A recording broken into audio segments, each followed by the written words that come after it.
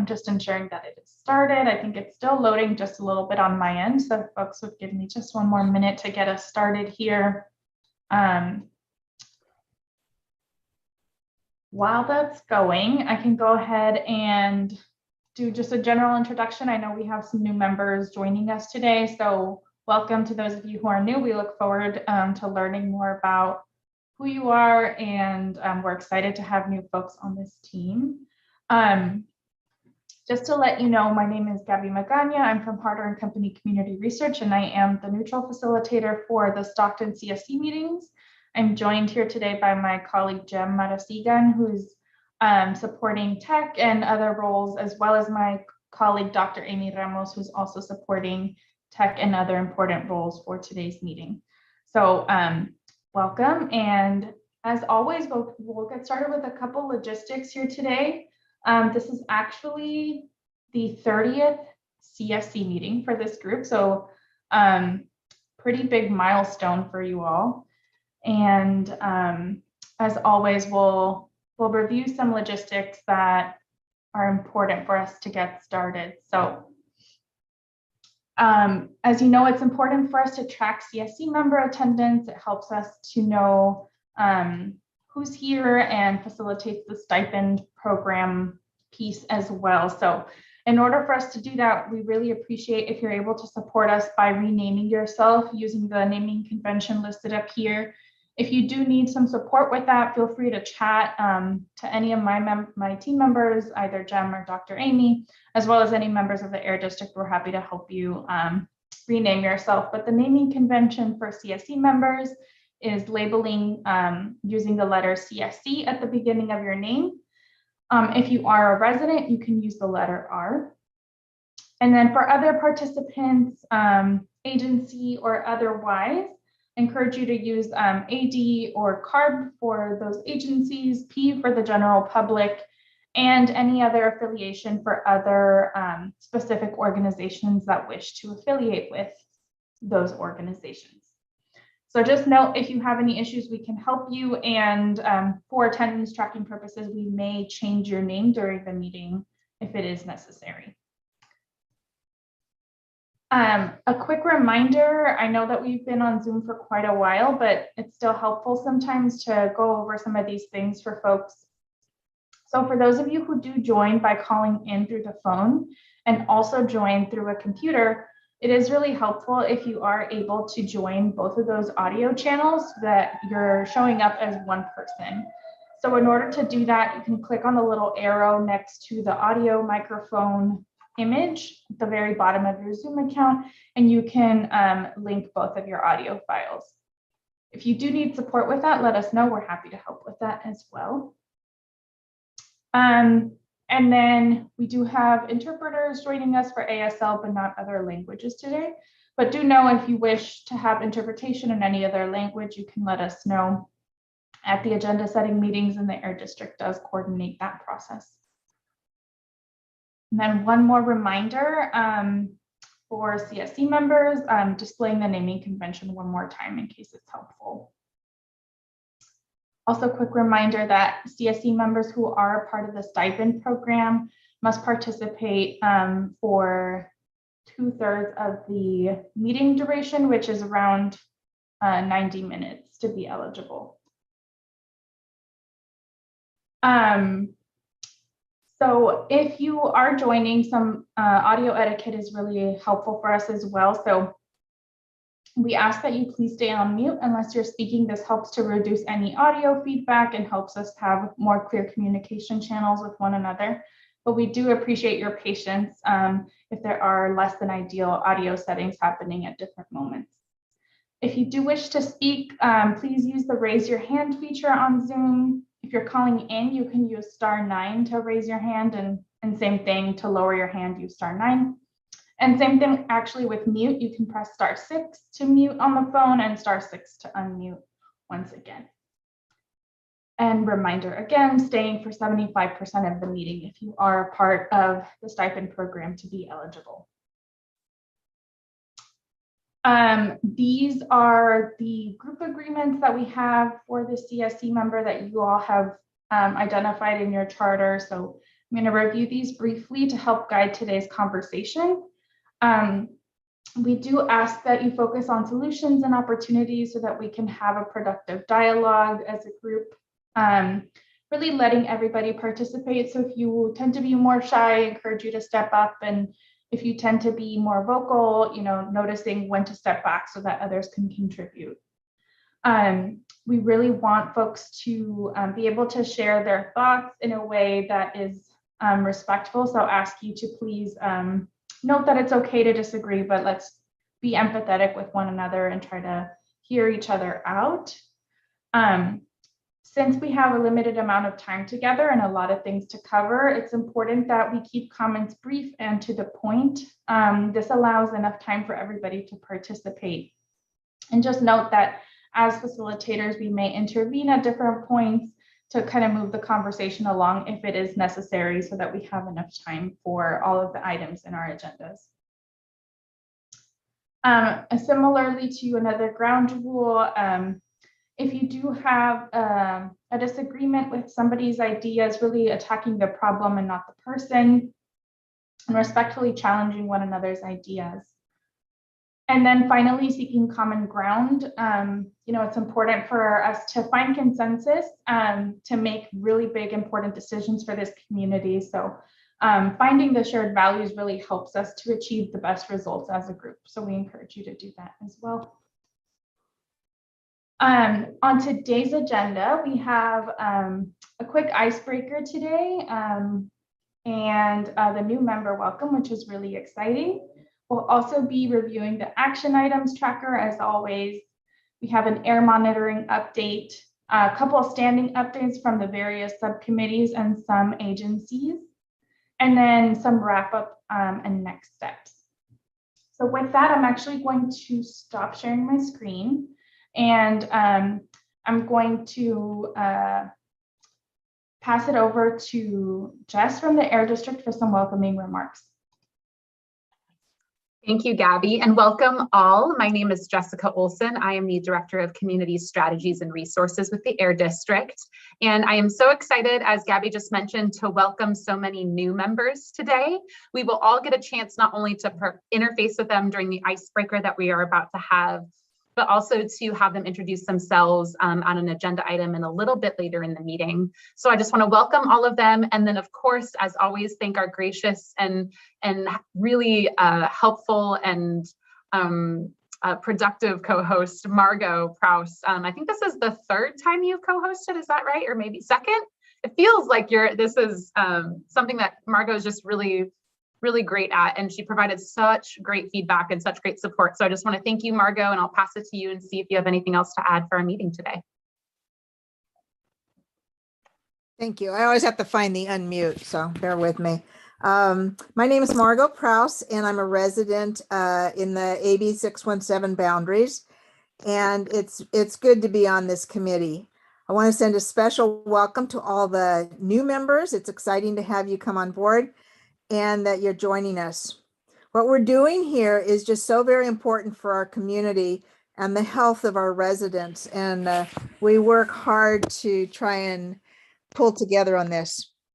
My role this evening as a co-host for this meeting, it tends to get, the issue tends to get, last minute. We're always scrambling to find someone who would be a co-host. So, we're going to ask that the community members think about this, think about it carefully, and sign up for a month to be a co-host. Let's look at filling up at least 6 months, if not more, by the end of today's meeting. So if you want to choose your month, that'll be the month you take, and then pop it into the chat so Air District staff know that you're willing to take it on, and that would just be really great. We want to make it flow just a little better and not have everybody tearing their hair out at the last minute. It's not a hard job.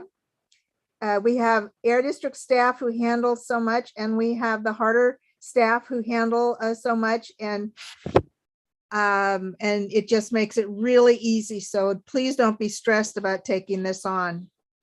And if I forget something, they always remind me, so it's not an issue. Let's sign up. Let's see if we can get at least 6 months signed up. And, we're all still getting to know each other. It's been difficult. We've been meeting for 2 years. So to the older people, not older, but to the people who have been on the committee longer than the new people now, we've been meeting for 2 years, and it's still, it's the 2 years of COVID is what this is. So it's been Zoom the whole time with a very large group. And while, we're starting to get to know each other, it's still just a touch difficult. So, we're going to do an icebreaker this evening. It's going to be quick. We're not going to get to know a lot of people. We're going to get to know a little bit about a few more people, and hope that we carry it with us. Do you want me to talk about it, Gabby? I can go on. Yeah, you can go ahead and introduce it, and maybe as you're doing that, I can share the slide deck on the screen if that works for you. At one of our at our first meeting, I think, which was actually in person, we had one in-person meeting way long ago. We did speed dating. So we're going to try a little bit of speed dating again. So it's going to be very, very small breakout groups. So it's going to be 2 to 3 people in each breakout group, because we have odd numbers, and it's going to be very short. It's going to be 3 minutes, and then Harder's going to yank us out of that breakout group and put us in another breakout group instantaneously, theoretically. So that's where we are. That's what we're going to do. We were asked that people share their name, who they are, and the question is, what's your favorite animal and why? I like animals, so they feel very neutral. There's no emotion around animals other than you either love them or you hate them, one or the other. We put in a second question just in case you end up with the same person in the group, and that's, what's your favorite meal? And of course you can talk however you want to talk within your 3 minutes. Okay, I think we're there. Right? Yeah, thank you so much for that that introduction to the icebreaker, Margot, and for offering to support as co-host this month. We're so grateful for your input over the past couple of weeks and all the preparation you've done for this meeting. So in a moment, my colleagues Amy and Jem will support the opening of these breakout groups. You can participate no matter who you are. So encouraging Air District folks and other community members that are not CSC affiliated to join. We really want everybody to get to know each other, since you do see each other in these meetings. And as Margot said, there are 2 questions. So if you happen to be in the same room with the same person, maybe the universe is trying to tell you something, but also there's a second question. So you don't have to sit there in awkwardness for 3 minutes. So we'll go ahead and start those groups in just a minute, and we hope you have fun.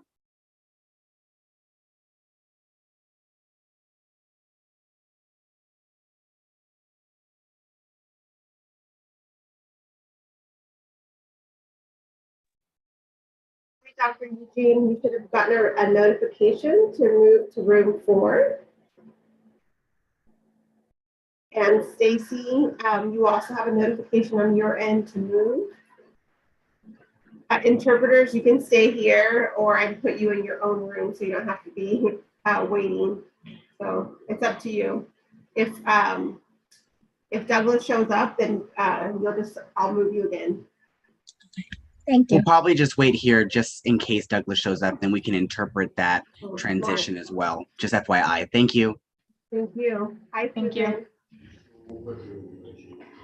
So I don't know if anyone can help me, but I got put into a break room all by myself. Can I get reassigned? I was in room 13. Yes, let me move you. Okay, thanks.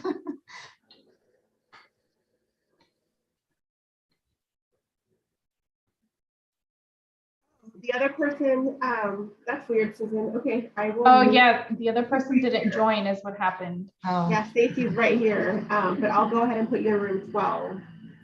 And Stacy, let us know if you want to participate. And hi, Brianna, welcome. We're gonna put you into a room to do an icebreaker activity. Okay, thank you. Thank you.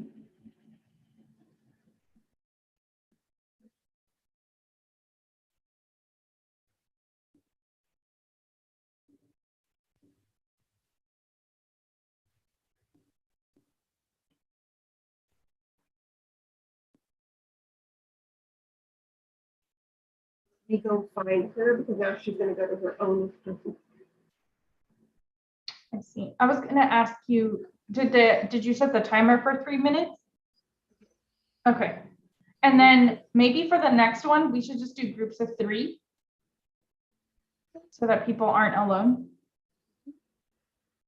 If no one joins. Thank you, those of you who are listening to our live YouTube channel. We are currently in icebreaker mode, and we will be back momentarily.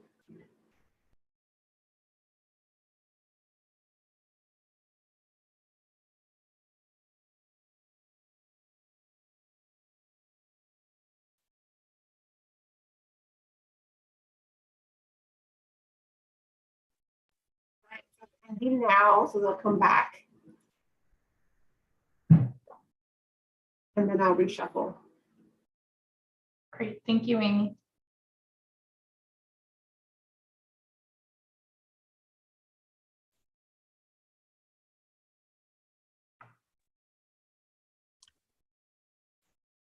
All right, welcome back.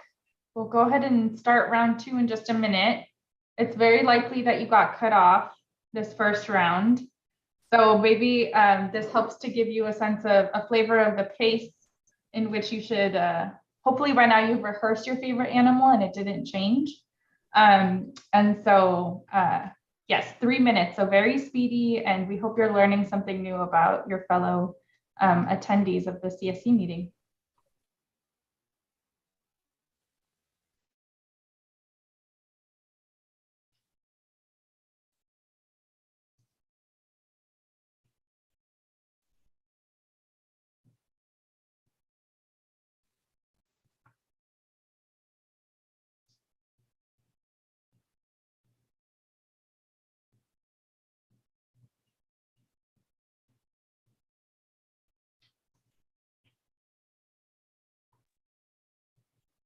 Folks, welcome to our CSC meeting this evening. We are currently participating in an icebreaker activity where we're getting to know each other. I see Lily and Delty have joined.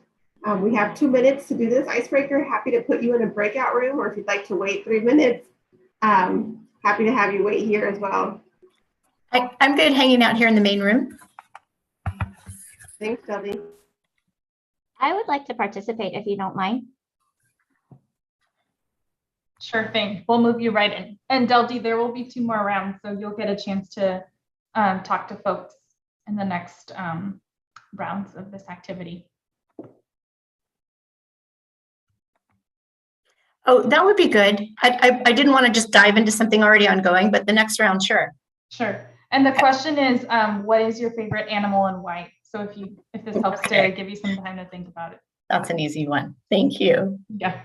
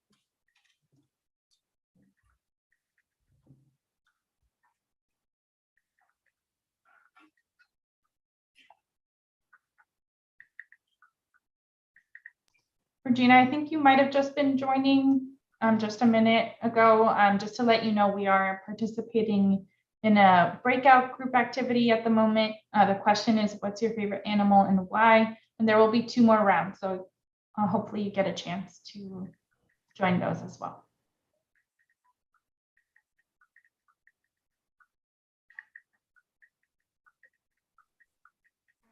Folks are coming back and we're going to reorganize people into new breakout rooms. So Deldy and Regina can also participate. Oh yeah, join us. Cynthia's facial expression must have been deep in conversation when she got cut off. Thank you for setting them up, Dr. Ramos. So we'll do round 3. Hopefully you're getting the hang of it. We'll see. And I'm really curious to hear if anybody's been in the same room twice. So we'll find out. Okay, we'll go ahead and get started. I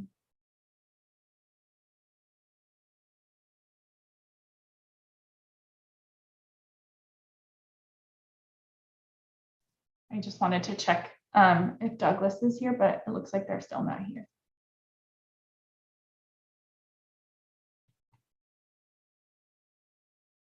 And then to folks on the live, just know that we are in a breakout group activity at the moment, and the CSC meeting will resume shortly in about 5 minutes.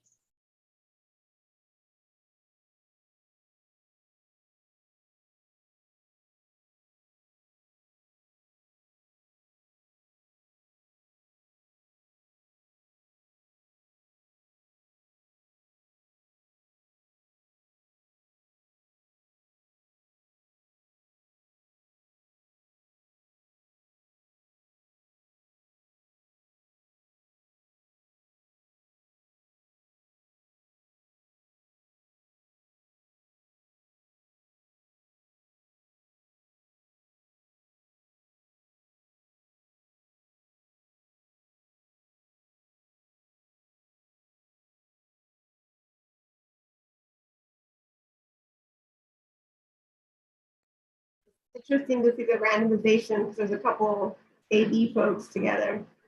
Oh, really? I wonder how Zoom decides. And I hit the button several times just to kind of mix it up. Yeah, I wonder if it groups like similar names together at all. My live is like loading but not showing, but I think it's still fine because it shows that we're live through Zoom. Okay. We should be live right now on Zoom. You can even close it. Oh, okay. Yeah, the first time I did it and hosted, I had to make sure to mute the sound. I was like, oh no, and then I had so many tabs. Actually, because it's like a 30-second delay. I remember being confused, like what's wrong with my audio? Yeah. So welcome everyone if you're watching live from Zoom.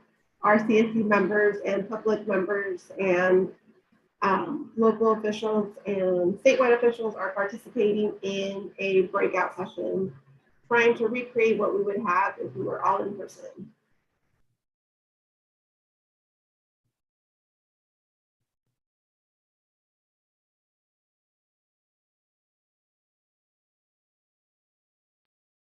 The third one, Gabby, right? Yes, just one more. Perfect.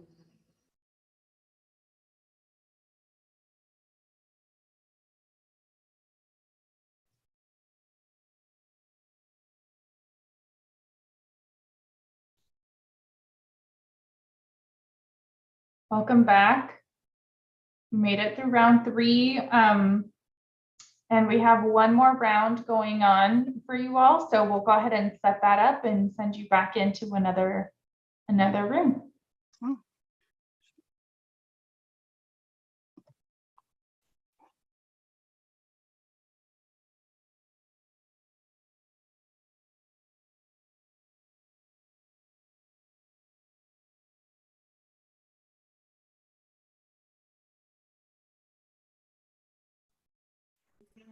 Here.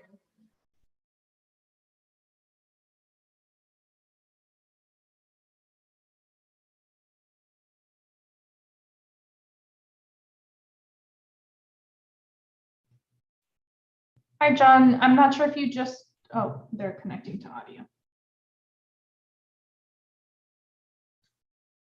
Hi, John. Welcome. I'm not sure if you're just joining. There's an icebreaker activity happening. Wondering if you would like to join one of the breakout rooms.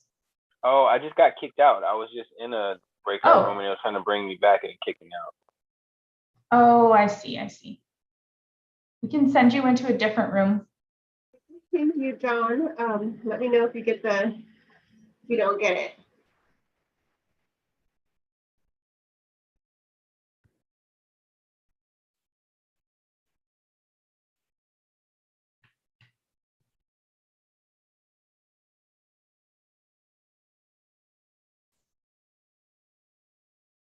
The only thing I forgot to announce is that if people are calling in and they get dropped off, like low reception or Wi-Fi connections, they do get dropped into the main channel. That makes sense. Yeah.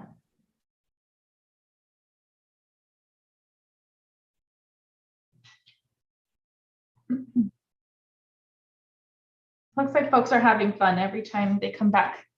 I feel like there's more energy.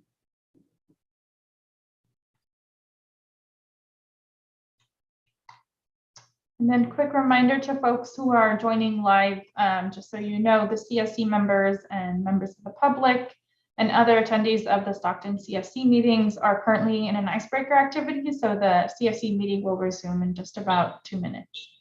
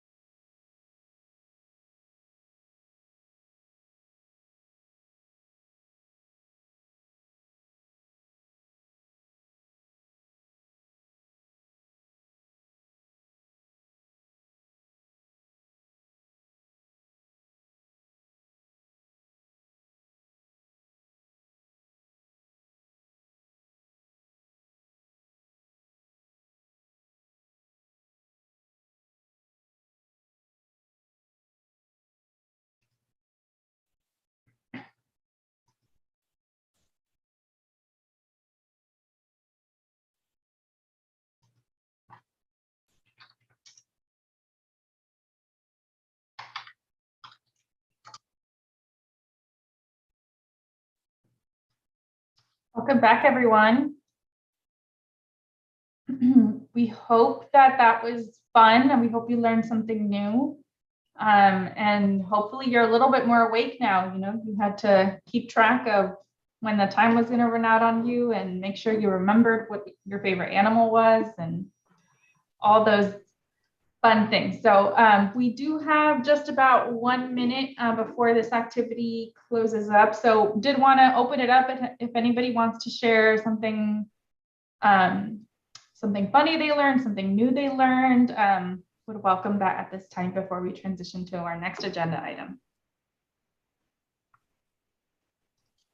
Oh, well, hey, I'll chime in real quick just to say, yeah, from my limited sample size, it seems like 100% of people's favorite animals is their cats or dogs, which I'm guilty as charged. Very important observation. Kyle, you beat me to it. I was going to make the same comment, except I think we all agreed that cats don't care as much about us as dogs do. So true. And I'll leave it at that. It's much more individualized than that. They are, yeah. Some cats do and some dogs don't. So you know. Mine do not care for me at all. I have one that would. We'll talk. Yeah, well, I don't think it's just a cat, but I have to leave early. Nice to see everybody. Glad I caught the first half hour. Yeah, thanks for joining us. And thanks all for sharing. We'll start support groups if you'd like. For those of you who have cats that don't seem to like you very much, maybe there's something here, you know. Anyway, thank you so much for participating in that activity. And thank you, Margot, for facilitating the process and helping to think of the questions. It seems like folks had fun. So we're going to go ahead and get started with the rest of our agenda items. The next agenda item is also very exciting. It's the new member welcome. So I'm going to hand it over to Jess from the Air District to introduce the new members. Absolutely. I had so much fun just now. I'm very energized. I hope you are all too. And I know that some of you already got to briefly meet new members. And even though you might not have learned a lot about them, hopefully you at least learned about their favorite animals just now. But just as kind of a reminder of how we got there, over really this past year after we adopted the SERP, there was a really big consensus from the group that there needed to be sort of a re-engagement in the community. Some folks kind of felt like after we adopted the SERP, they didn't have time to participate or couldn't give this committee kind of their full effort. And all of you suggested that we go out and do sort of not only sort of an audit of who was attending and try to get folks who hadn't been here in a while to come to the meetings. But once we finalized that, then saw the gaps that we needed to fill and try to fill those with new community members. And so a lot of you, we kind of did more like grassroots effort where we asked you all to kind of bring members to the table. And with that, I'm certainly happy to announce that we have 6 brand new members and 1 new member that was an alternate that is now the primary. So we'll kind of loop him in here as well, that we'll introduce to you right now. So definitely big warm welcome. And what I'll do is I will actually just call new members, if you can be primed and ready. This is sort of a preview, is we'll call your names out. And if you could just unmute, just briefly introduce yourself, who you're affiliated with. I know most of you are residents. And then maybe just a couple of maybe 15 to 20 seconds of like the one reason you're here or anything else that you'd like to share in sort of a 30-second little intro. So with that, I don't want to like leave people guessing as to who I'm going to call, but I know we do have 2 new members that are here joining together. So maybe I'll start with you 2, and that's Bobby Gomez and Jasmarie Latour. So if you guys want to unmute and each kind of introduce yourselves to the group, and then we'll move on to the next person, which will be Everett Lynn Johnson. Hey everybody, I'm Jasmarie Latour and Bobby Gomez. We did not rehearse that, I promise. And but yeah, so you can call me Jazzy, and we're glad to be here. We're joining the committee together as residents. Stockton raised all of our lives and lived in different parts of the city, but majorly spent our time in Central and South Stockton. And so, anything you want to add? I did not know about our air quality. This information was all new to me recently, and I've lived in this area for most of my life, so I'm interested to learn more. Yeah. Thank you. Thank you. We're so excited to have you, and we're interested to teach you more. Any questions any of you have, sitting committee members or new committee members, you're always welcome to reach out to us. And just so you all know, I know that our new members know this, and I think you all received, we will be doing an onboarding process with all of these new folks. It is next Tuesday at 4 p.m. And so let us know if you didn't get that. Stephanie can certainly resend it out to you. So with that, if we can have Everett Lynn Johnson introduce himself, and then we'll move on to Connie Ikeley. Good evening. Yes, my name is Everett Lynn Johnson. I'm the servant of the Most High God, and I'm in a lot of, I told the lady before, we're in a lot of committees, so I'm not going to try to name all of them, you know, but I live in the southeast Stockton, between airport and between Hazleton Airport and Pilgrim Street. So I'm right between the BNSF, behind the BNSF Railroad, and the Union Pacific on the left. And so and then the trucks that drive up and down Airport Way all night long and all day long. So I'm right in the midst of something that, and this is really what we need, is more the air quality in this area, because sometimes because it is commercial. Everett, Everett, it sounds like your internet's cutting off just a little bit, and I want to make sure folks can hear you clearly. So maybe we can test it out again. It looks like you just went camera off, so that might help. Did I put her to sleep? It's a little bit. It's a little bit delayed still. Yes. Yes. Everett, it sounds like maybe we can Okay. Are you there? Let's see. Yes, we're still here, Everett. I think we can hear you a little bit better now. So let's see. That's what I get for using somebody else's. Okay. Okay. We can also reach out. I wonder too, as we have others introduced, I wonder if calling in for audio might be an option for you, Everett, as well. Calling in? So yeah, we could have you use your cell phone so you could watch it on the, so maybe call in. I don't know if we can get, Stephanie, can we get the call-in information? I'm not a super. I have it. Oh, you do? Okay, cool. Thank you so much. Thanks, Everett. So next we'll have Connie Ikeley, and then after that we'll have Dr. Eugene Farrell. Okay, hi. I'm just north of Charterway. Well, I still call it Charterway. From Everett, I'm on the north side of Charter, below the Crosstown Freeway, and about in the same area. I'm a retired music educator for Stockton Unified. I taught music full-time for over 30 years, but I substituted 10 years before that and 10 years after, retired in 2009. Nate Nocht is the one who got me to apply for this. So I'm kind of excited to learn more about what's happening in my city. I've lived here since I was about 1.5 years old when my family moved here from Vallejo. So I'm basically a long-term Stocktonian. My father had the service station, Little Manila service station on Lafayette off of El Dorado.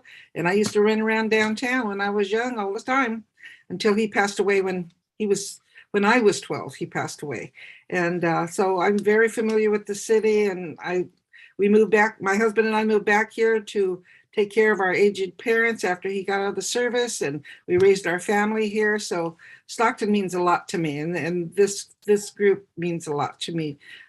Most of my teaching was on this side of town too: Hamilton, Monroe, Van Buren, Franklin, Fremont, Fillmore, you just name it. Mostly on this side of town is where I did most of my teaching, and it was really special. Anyway, anything else you want to know? I can keep talking a long time. I think there's a lot we all want to know, continue to know about you. Thank you for sharing, Connie, and we'll definitely continue to have more opportunities to share and have icebreakers and learn more about each other. So thank you for introducing yourself and welcome. We are going to have Dr. Eugene Farrell, and then after that will be John Adams.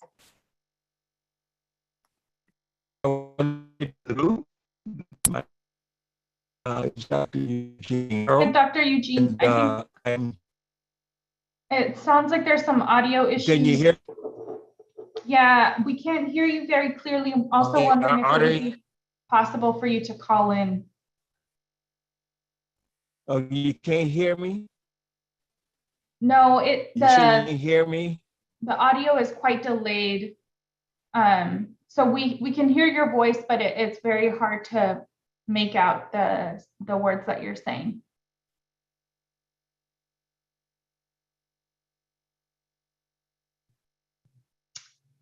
I'm wondering if we can place the call-in information in the chat for folks who need to call in. Yes, please. Let's do that. And then we'll come back if we do get Dr. Farrell to call in. We can come back to you if that's okay, Dr. Farrell. So we'll have you, we're going to put it in the chat. And if you call in, we'll be able to, you'll still be able to be in the meeting the way you are now, but your audio will go through the phone, which will be a little bit less delayed, we're thinking. Thank you. Thank you. So we'll go next to John Adams, and then we'll move to Spencer Fern.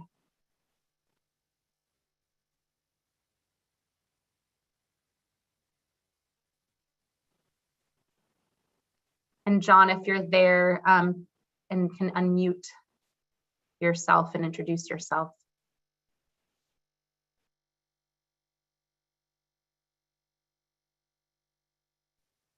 Who'd you ask for? If you want to introduce yourself, a little bit about yourself, kind of your affiliation with the committee, and maybe just to share a little bit about your connection to Stockton. Oh, I don't know if you were asking me, but my name is John Adams.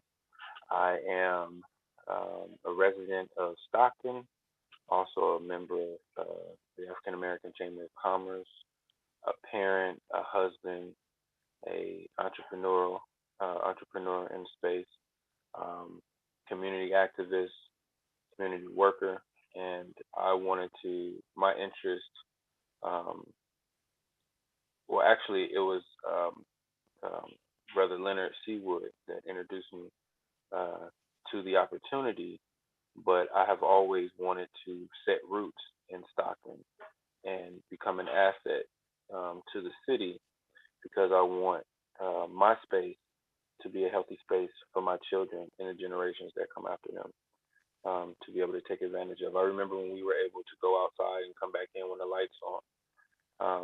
Now, unfortunately, we can't allow our children just to go out and play and tell them to come back when the lights come on. I want to help return it back to that space.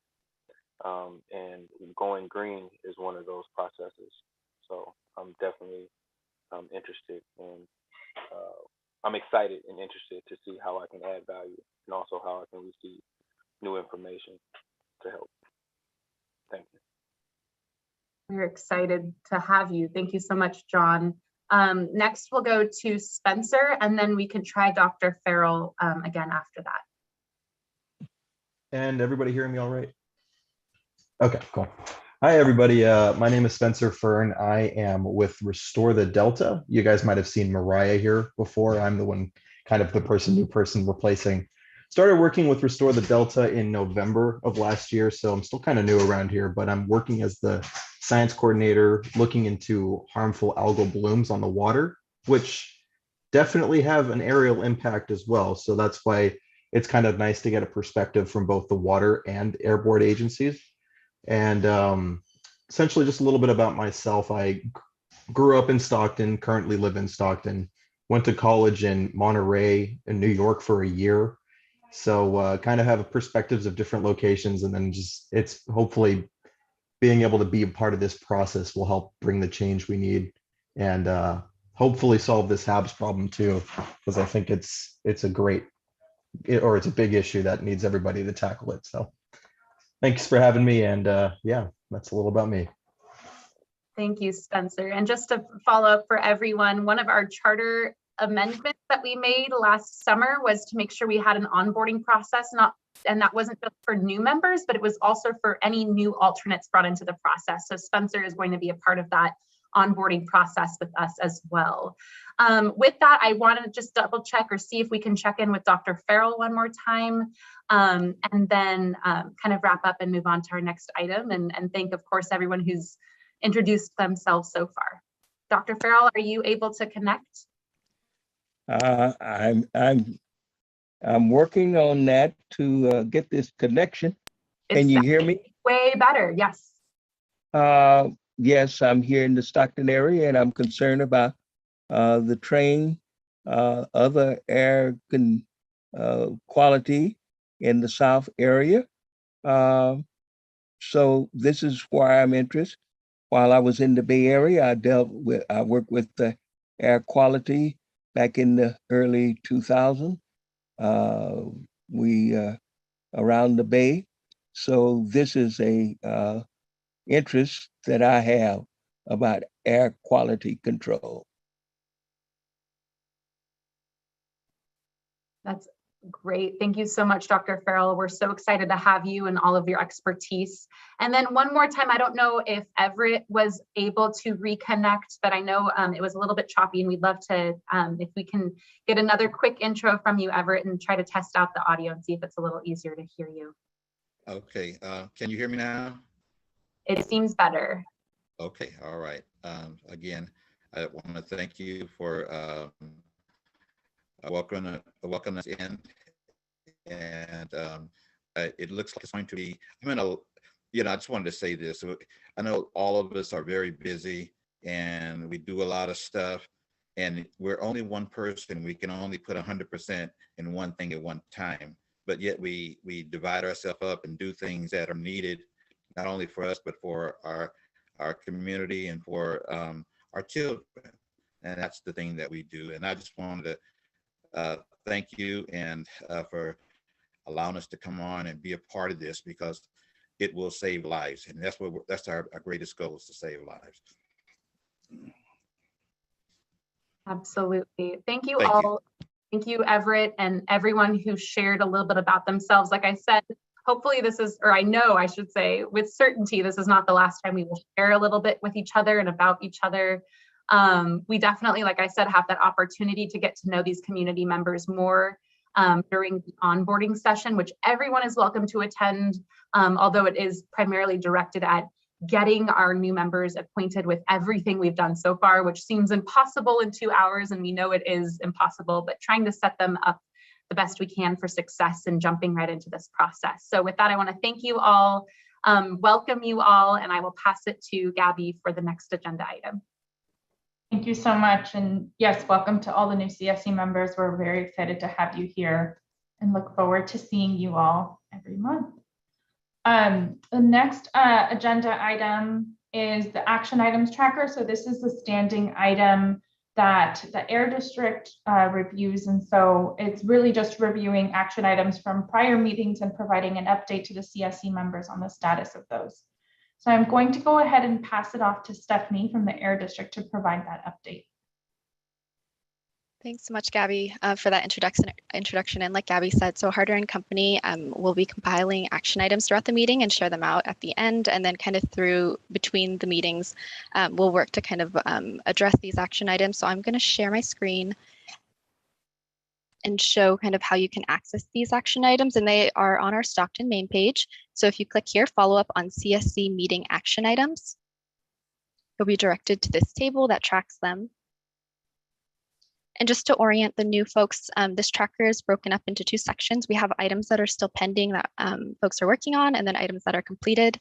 And I'm just going to be, and you'll notice that these highlights here, these are going to be the kind of most recent actions on the action items. And so I'll be just going over kind of the ones that came out of the most recent meeting. A couple items we still have pending, that actually one of them is that we just completed together, is this first item is that we did an icebreaker. And so Air District and of course Margot and our wonderful facilitators planned an icebreaker activity for this meeting that we all just participated in.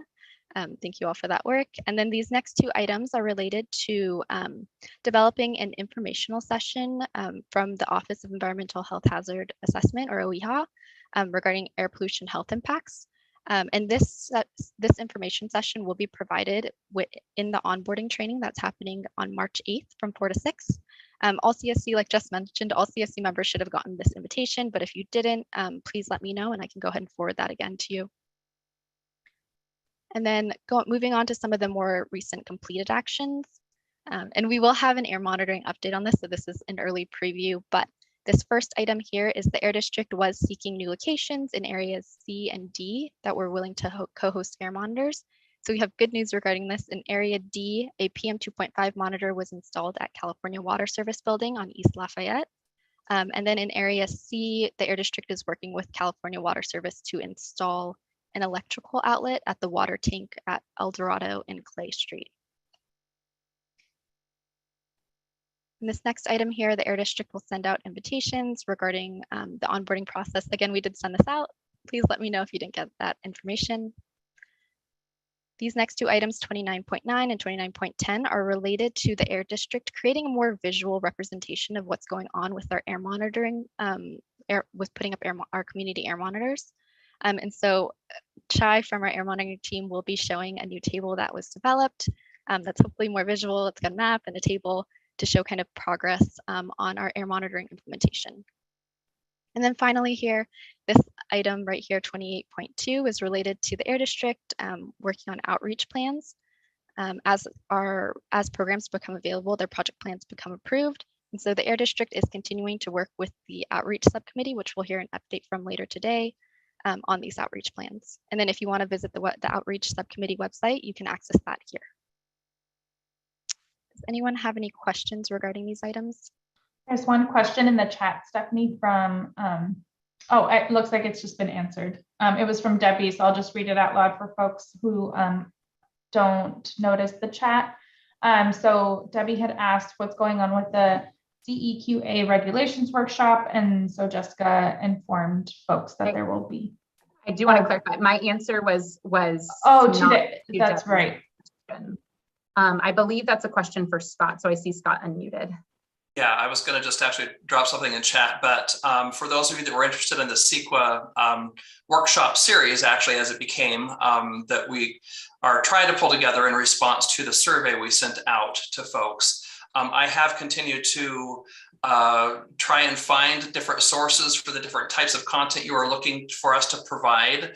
Unfortunately, it's a wide enough variety of types of content that there's not one easy solution for all of the different modules that we need to capture. So it is still on my list, Debbie, and actively on my list. And so we've just, the nonprofit organizations and places that seem to have kind of an off-the-shelf type of workshops are just simply not responding to my multiple requests. And so I am still moving it forward. It is not forgotten, but just a little bit more of a process than I think I thought it would be going into it. So please stand by.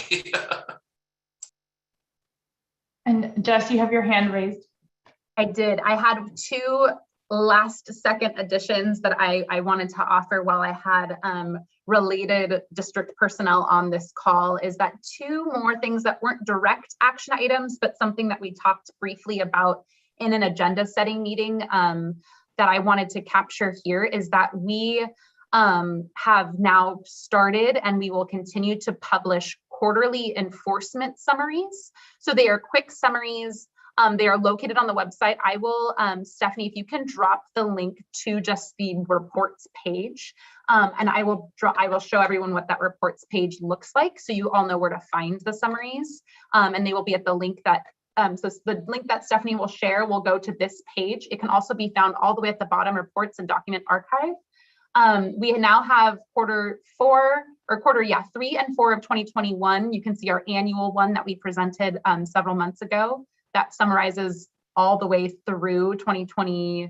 Well, it's the annual report. So I believe it's the fiscal annual report. So I think it's from July through July. So these should all kind of be concurrent. The next one, which will be the quarter 1 of 2022, will be in a couple of months, and we'll continue to have these quarterly updates. So these are for you to use just sort of as tools and as information. But if any questions come of this, or during an agenda setting meeting, there's an ask for more detailed presentations on this, we're always happy to provide that. So I just wanted to let you all know this was another commitment that we wanted to just share the outcome with you.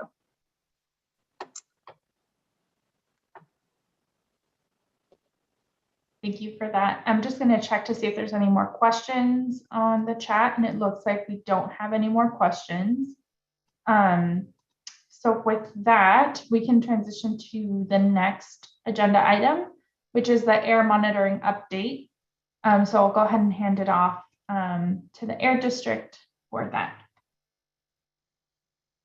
All right, good. All right, good evening, everyone. So I'm going to show you. Oh, let me see. Let me get to the share screen first.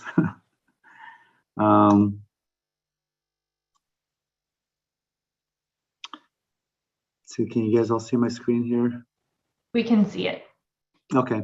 So for the also for the new CSC members, yeah, welcome aboard. And just to show you where this information is, you go to our main site here, and there's the AB617 community air monitoring. then that takes you to this page here. You can go straight to the Stockton Community Monitoring page.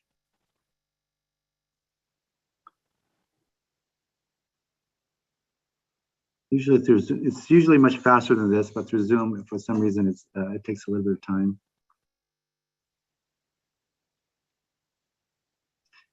And so on this page, we have 3 locations right now, one at the Little Manila Center, the University Park, and also at the Calawater office. So if you click into this, it'll take you to a chart that you can view what the PM 2.5 concentrations are for this one. So you can select the different dates and keep on moving back, and it'll show you what the readings were for that particular day for each of these locations. So I just wanted to give a brief update onto that. So for some of the newer folks here, they can get access to this information. And so for the item that was mentioned earlier, as far as finding a way to get a better, just better present the information as far as the status of the implementation. So what we've done is we put together a chart. So if you click on this button here, it'll take you to that chart.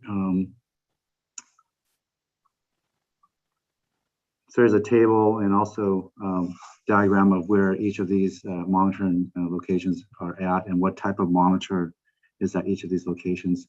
So this one we just updated today. So the one that was included in today's meeting is actually a little bit outdated. We had some changes today, some further progress, which we're pretty pleased to see for today. So as you can see here, this is the boundary of the AB617 community boundary in Stockton, and these are the regions that we've broken it up. And when we say Section D, this is what we mean by Section D and Section G and so forth.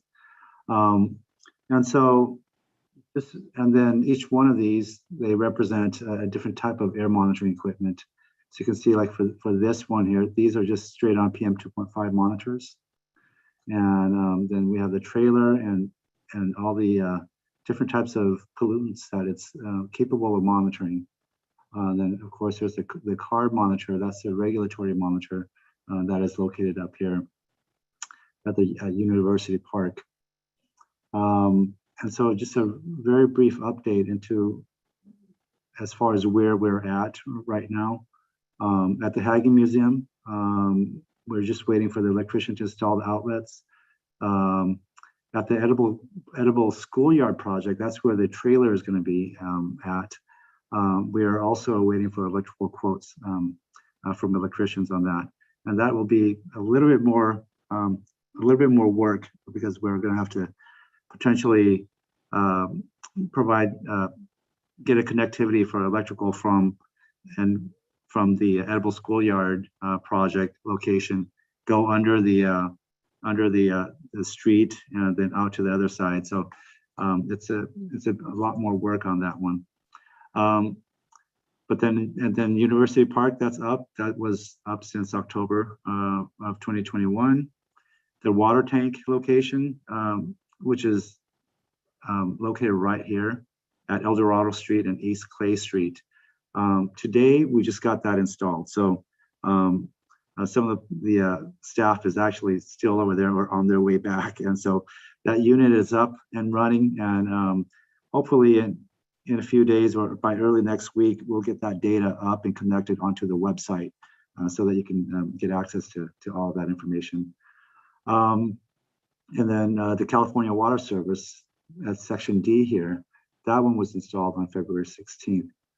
And then what we have left is Conway Homes. We're still working with them on that, potential locations and the lease. So still talking to them.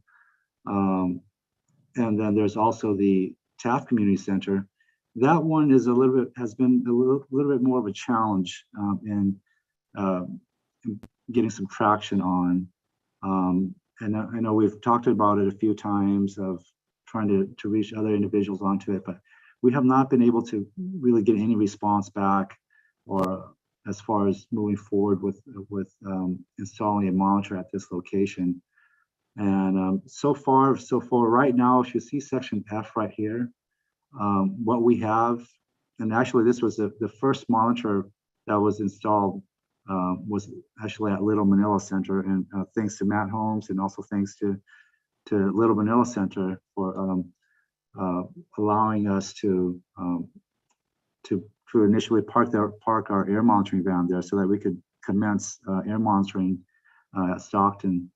And so the van has been there for about maybe a month or two, and we have that data, and that's available at the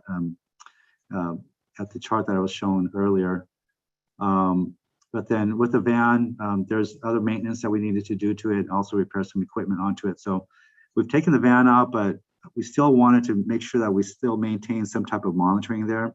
And so we replaced it with a PM 2.5 monitor at Little Manila Center. So we're still getting data there. But Little Manila Center was originally not a site that was not meant to be one of the more permanent sites that we were going to install. In section F, Taft Community Center was the site that was selected, and just wanted to bring it to the CSC to see what your thoughts are. If you have any other suggestions or have any other connections that could help facilitate us getting the monitor at the Taft Community Center, or if not, and we'll definitely have to work with Little Manila Center to see if we can continue, maybe just as far as the long term, stay at Little Manila Center and just keep the monitoring there for now. So hey, Chai, this is Gabby. Just wanted to elevate a comment from Jonathan in the chat. Seems like he knows the director of the Taft Community Center, Terrence West, and would be happy to support that connection. So I just wanted to raise that. Okay, I'm not sure if we've. So is Terrence West? I'll talk to Jonathan on that then, to see if we can get some traction onto that thing. Sounds good. And then go ahead, Maria. Thank you. I wanted to chime in. I actually, Chris, the chief staffing for Miguel Villapadua actually reached out to me today. And I have actually the information of the San Joaquin County property manager. And he emailed me stating that is a go ahead, and they wanna work, and that they've been trying to, his name is Eric Paulin. Oh, okay. They've been trying to get a hold of you. So hopefully, because they're for the community centers. Yeah, so I've talked to Eric, and actually I had emailed Eric earlier too, but that was for the Boggs Tract Community Center. But I thought I heard somewhere that all these community centers are all under San Joaquin County. Is that correct? Correct. That's okay. why, and he's San Joaquin County property manager. So you would like to speak with him regarding Taft Community Center as well. Yeah, I had actually emailed him earlier that the Boggs Tract, I think we got that taken care of, but we are still in need of some assistance for the Taft Community Center. So so definitely we'll follow up on that and see where we go. But for now, thanks to Little Manila Center, we still have air monitoring there and getting some data there.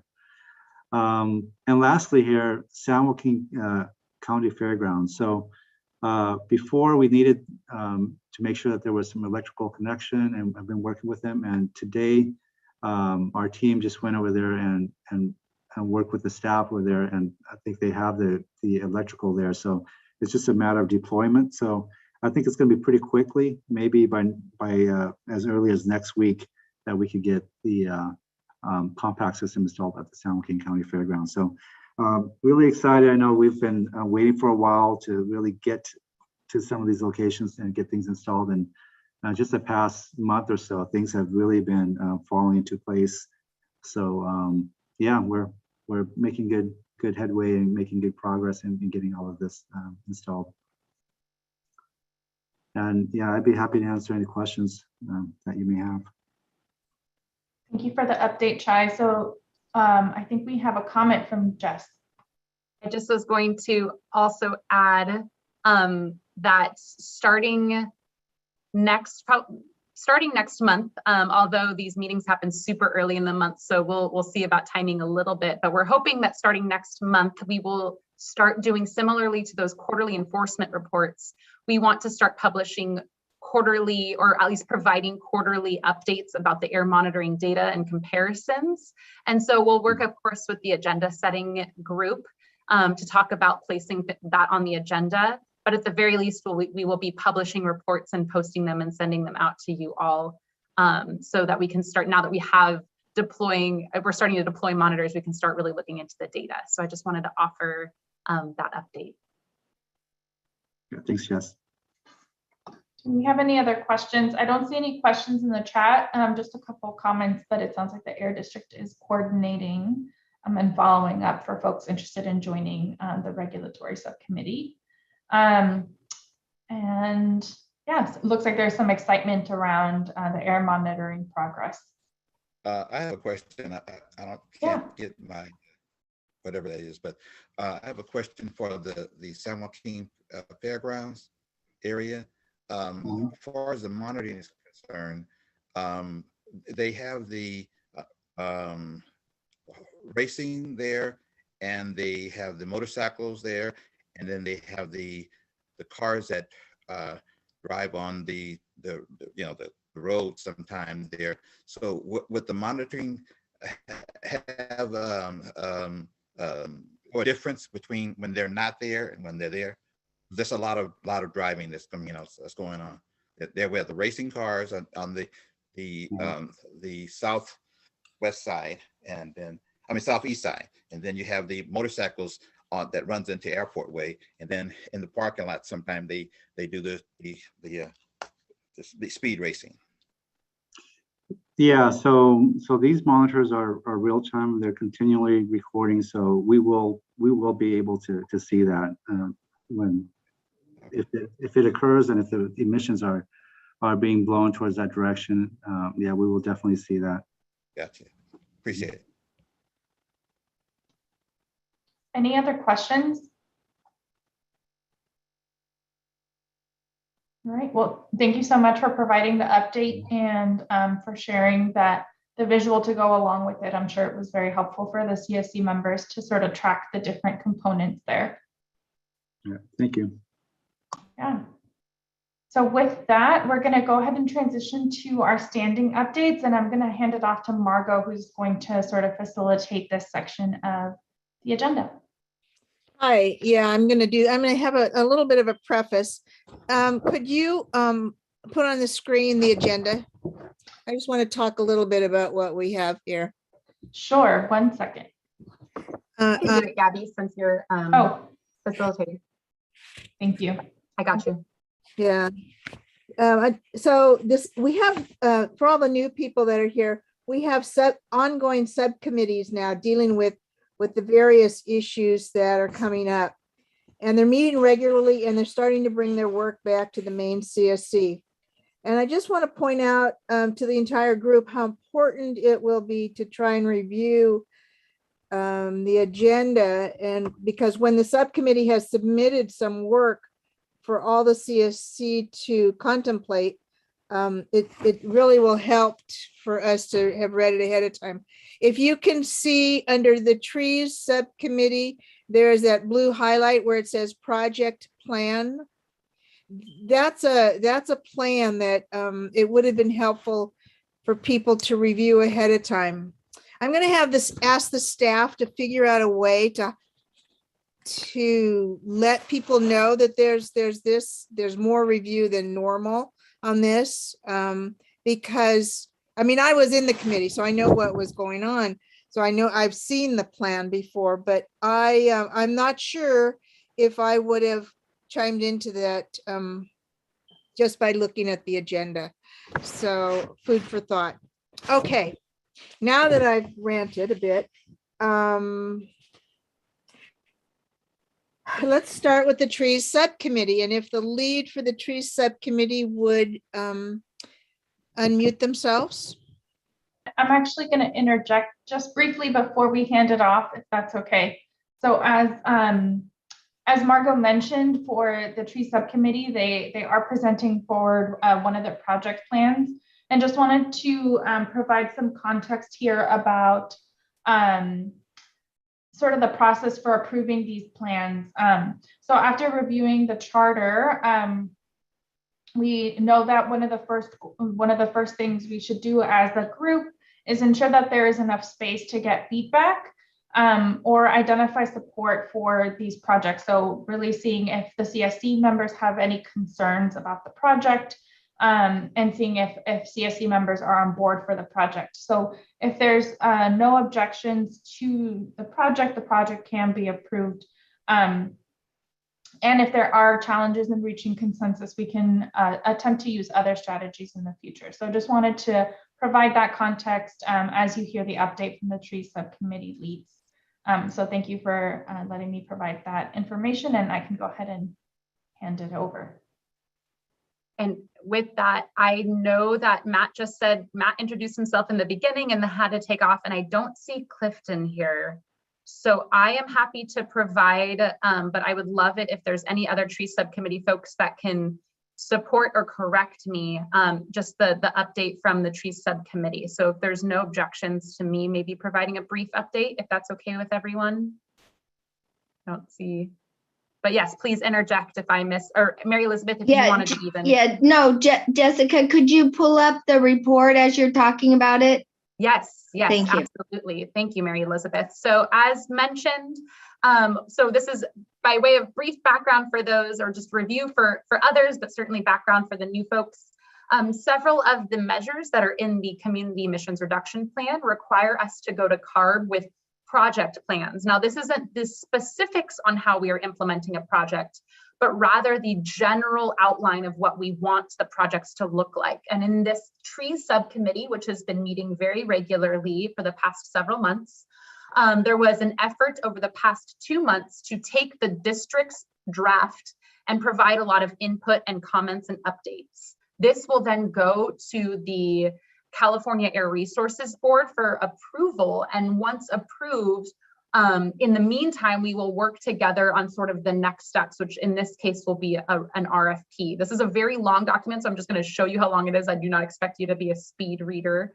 But just to sort of outline exactly what the group talked about, it was a lot about just the general way in which the project would run, meaning what are the general things that we as a group agree that we want to support in these projects. So for example, continued maintenance and expectations for those that take part in planting trees in the community, as well as understanding about studying the actual impacts that, say, for example, a vegetative barrier, which means planting trees to block pollution, just an overall support within the project plan for making sure project applicants have a way to study that and do monitoring and understand the health impacts. That was a lot of the discussions that came about.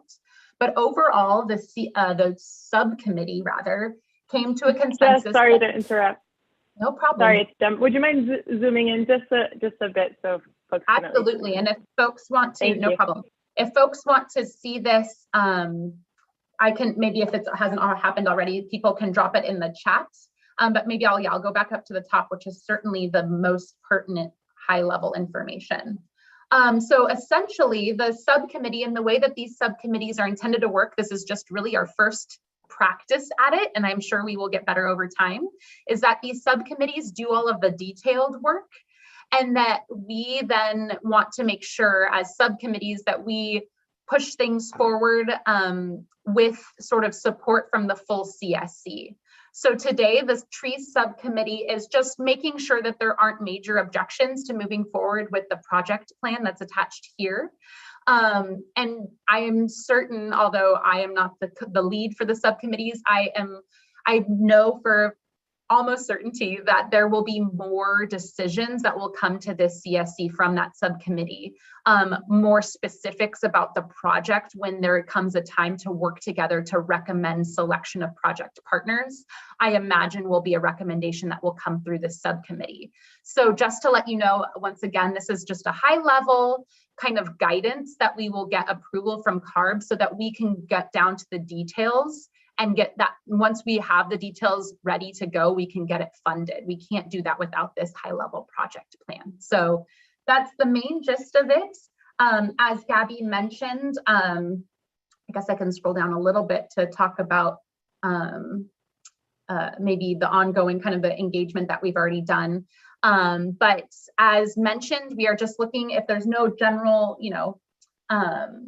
objection, we would then send this out to CARB, and then as a subcommittee, and if you're interested, we can certainly make sure that you have all the information. The subcommittee will then work on all the details, which the next step in this case would be the RFP, which will have all of the details about who specifically is qualified, what the projects will actually require. So that's my bit. I do see a hand from Ned.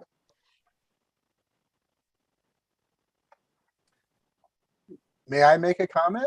Yeah, go ahead, Ned. Yeah, it's a generalized comment, and at the tree subcommittee, as well as our other subcommittees, we should think about, like for the trees and the vegetative barriers, giving preference to locations that tie in to the emissions measurements, okay? And that we should also think about health studies. So it is not just the tree subcommittee alone. If we're gonna have vegetative barriers, we should think about how that links up with the air monitoring and the health studies. So whenever we talk about any of these issues, we don't have to drill specifically on trees. Let's think about how it fits into the overall goal of improving health outcomes. Thank you. Thanks for the comment, Ned. Other questions or comments about the project plan?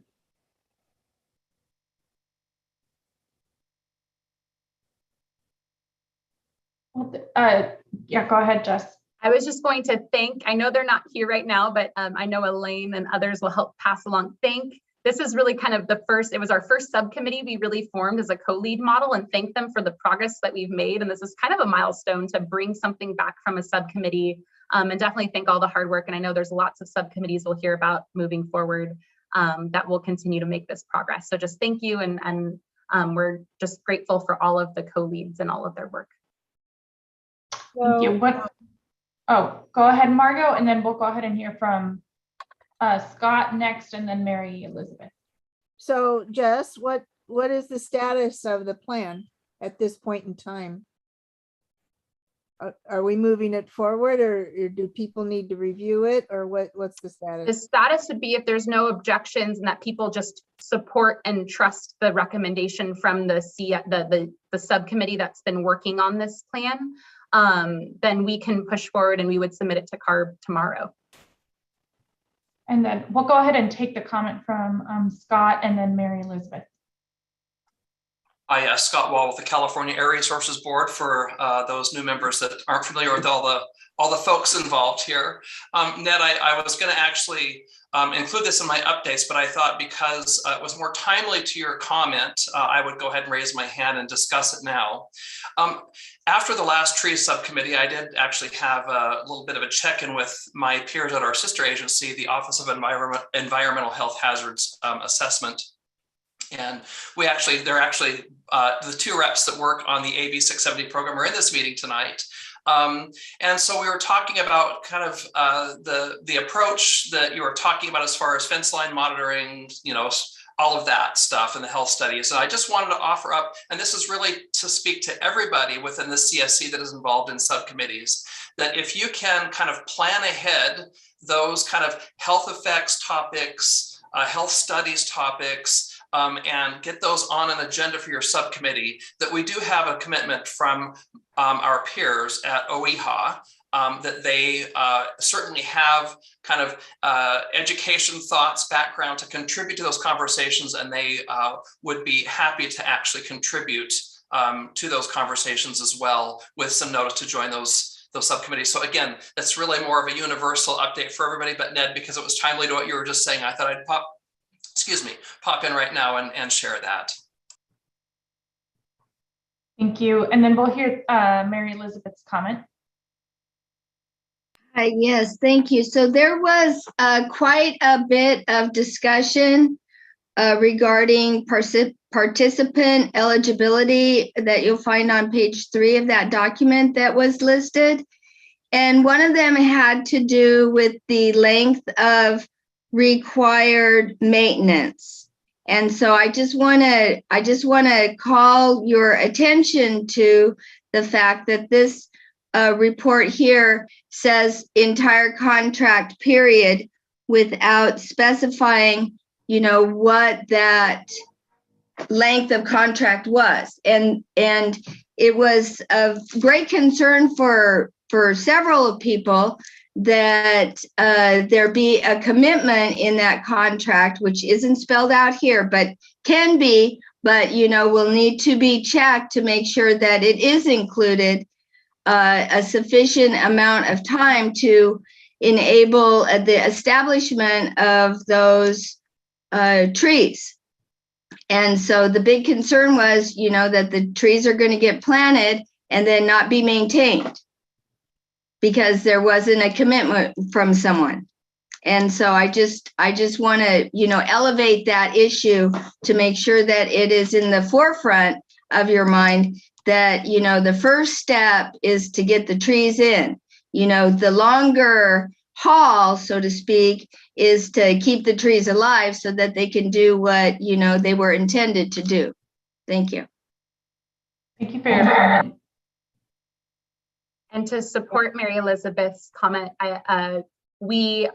this project plan is the general, but keeping it on the forefront as we go to the RFP and as we eventually go to contract with folks, keeping that time period on our forefront and continuing to check in with the subcommittee on things like maintenance period and contract period is going to be important. So I appreciate that comment, Mary Elizabeth, and certainly we've heard it and we will continue to make sure that it's of that we note the importance of that.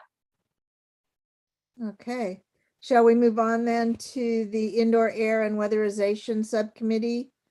Is the lead for that committee want to talk about what they're doing? I know they haven't had a meeting since the last meeting, so. Yeah, thanks, Margot. Hey, everyone. Elaine Lapson, co-lead of the Indoor Air Quality Subcommittee and Weatherization Subcommittee meeting. And you are correct, we haven't had met yet, but we are going to be meeting for those who are interested on March 22nd from 4 to 5 p.m. We have been doing a little bit background work, and so we have some updates there, and we're looking forward to discussing that with you all at the subcommittee meeting. Thank you. So we'll move right over to the Outreach Committee subcommittee. Is there the lead for that subcommittee want to speak a few words? Yeah, sure. Thank you. Hey, everyone. Jonathan Pruitt. So we did have our first subcommittee outreach meeting last month. It was really good. We were able to really get right into the works and understanding sort of where we're at in, the Valley Air Districts, sort of their collateral of, what are the areas that we can have, like we can really utilize, like what are the materials when it comes to, utilizing ads, utilizing social media, and any other sort of media communication strategies. We also looked at areas such as, what does it look like for doing outreach at events, being able to develop flyers and that sort of thing, or even utilizing all the other social medias like Nextdoor, which is something a lot of people tend to forget, but that's another alternative sort of social media thing that a lot of people use. So we're actually really developing the plan, a framework on really tapping in everyone's collateral, everyone's their connections, and putting it all onto a sort of like a spreadsheet. We realized some of the spreadsheets we've had before in the past from past years are needing updating. The people that we used to have are not anymore at the organization, so there's a lot of need for outreach or updating those things, and so we're pretty much having to reinvent the whole thing. But the idea is to really utilize everyone's and to really connect all of their networks so that it can be used not only for AB617, but also for STEP and also for TCC, or the Transport Climate Communities, because that's something that's also happening. In addition to that, we actually have sort of an event that we're having not under AB617, but we're hoping to incorporate AB617 information. And it's going to be at the Tune In, Tune Up event hosted by the Valley Air District, the Valley CAN, in support of the Valley Air District this Saturday. I'm not sure if you guys are familiar. They are the organization that provide the smog repair or the smog checks, free smog checks at the fairgrounds, which is well attended, which has on average around 400 people across the region. Thank you, Heather. And so this is what it looks like, and it's a well attended event. It goes from 8 to 12.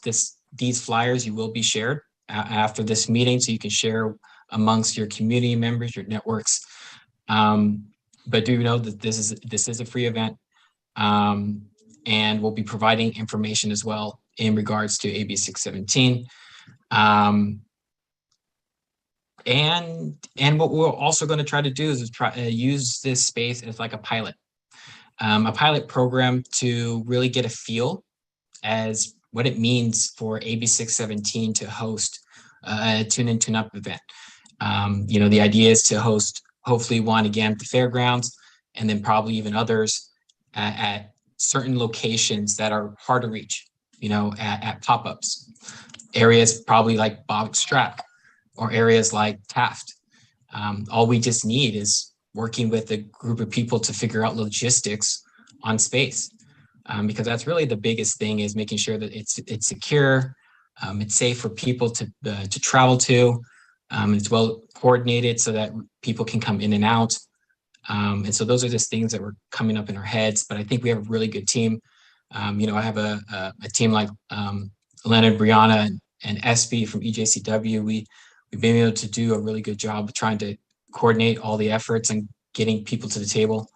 But again, so far we're hearing some good news in regards to more incentive projects, rebate projects. So we're really making sure we're ready once we do the outreach, that our strategies are aligned with those things. And so that's why that's pretty much my update so far. Let me know if I've missed anything, Juan. Thanks, Jonathan. I think you covered it all, Jonathan. Thank you. Thank you. Yeah, you did. Okay. The EV Mechanic Training Subcommittee, would the lead like to give a report? Sure, I'm happy to. And Ed, let me know if there's anything that I missed and fill in. But last week we had our kickoff meeting, which was great. We discussed we reviewed the measure and then talked a bit about a few options that we laid out based on some notes that Ed and I had taken down from meeting with Valley CAN and Delta College. And basically we're looking at options, 3 options. First one being kind of like this feeder program for high school level students who are first entering like a career pathway for an EV mechanics job. Then supporting like the deeper degree program that's happening in Delta already. And then in the back end, like stage 3 of that pipeline, supporting with like job placement for graduates out of it. So looking at just reading the temperature of the room, it seems generally like people are absolutely leaning towards that first option, towards building out those requisite skills to be able to enter a deeper program with the necessary, reading and writing and math skills to see success over a longer period or a longer training period. But we have a poll out that Stephanie sent out earlier for the people in the group to make an actual recommendation for direction. So I'll have more to report at the next meeting. Just to encourage everyone, please do the poll.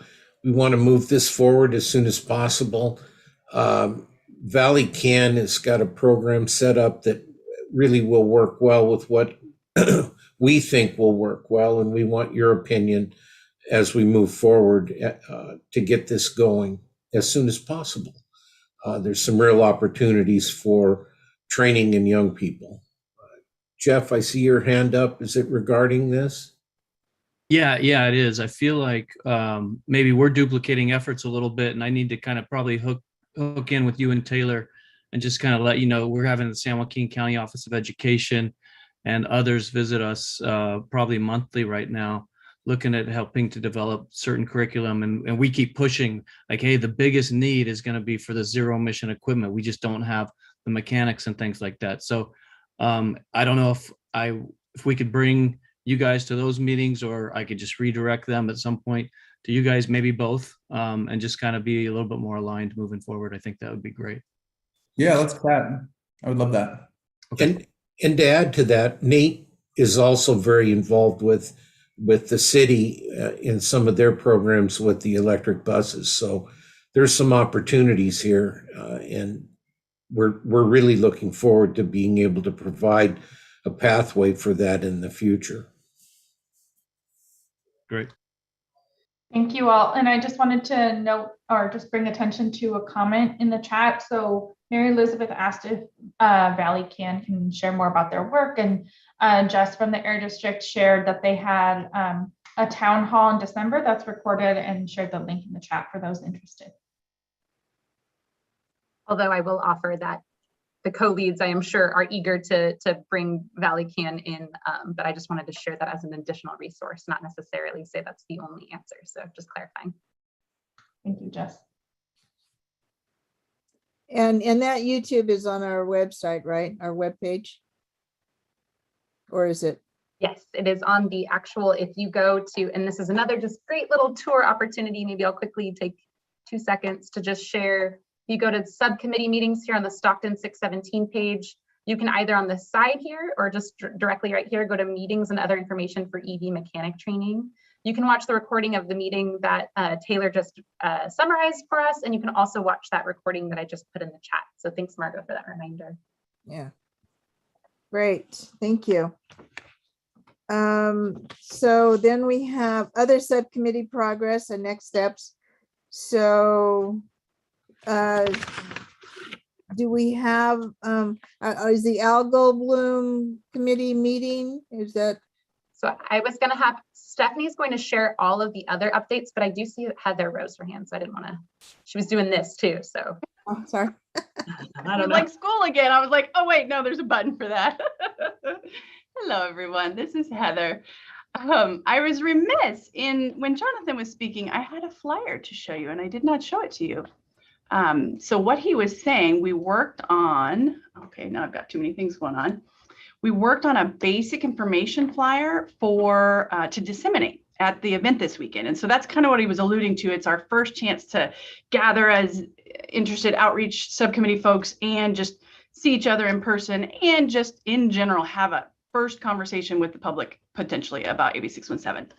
But if we don't have the opportunity to have that conversation, Valley Can is going to leave a copy of this flyer that I'm about to share with every participant. And it's really cool. I mean, certainly you read it, it's also bilingual, it's in English and Spanish. I'm going to try and zoom in. Oh, oops. And it's a little bit, you know, the trend these days, if you've noticed, like you get a light bulb and you scan the box on the light bulb to like plug in your fancy light bulb.